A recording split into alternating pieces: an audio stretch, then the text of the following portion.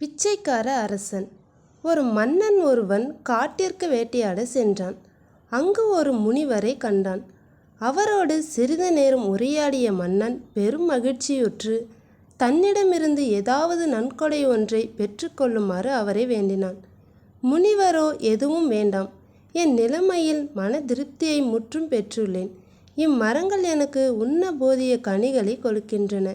இவ்வழகிய நீரோடைகள் எனக்கு வேண்டிய நீரையெல்லாம் தருகின்றன. இக்குகையிலே நான் உறங்குகிறேன்.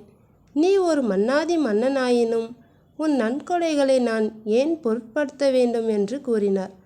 பேரரசனோ, என்னை தூயவனாக்கவும் மகிழ்விக்கவுமே ஏதேனும் ஒன்றை நன்கொடையாக பெறுக, நகருக்குள் ஒன்றை நன்கொடையாக பெறுக, நகருக்குள் என்னோடு எழுந்தருள்க என்று வேண்டினான். இறுதியில் முனிவர் பேரரசனோடு செல்ல இசைந்தார். அவரை அரண்மனைக்கு அழைத்து சென்றான்.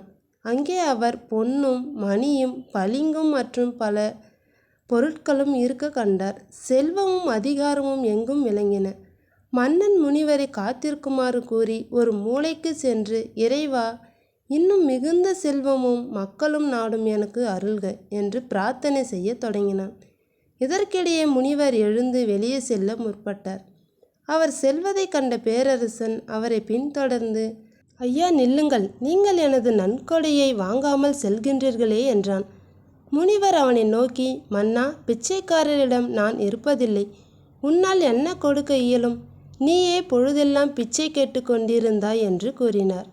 அன்பு வெளிப்படும் முறை இதுவன்று.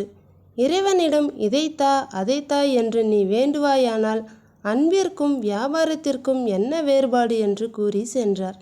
இந்த கதை பிடிச்சிருந்தா மறக்காமல் நம்ம ஜிகே நேச்சுரல் ஸ்டுடியோவை சப்ஸ்கிரைப் பண்ணுங்கள். தேங்க்யூ.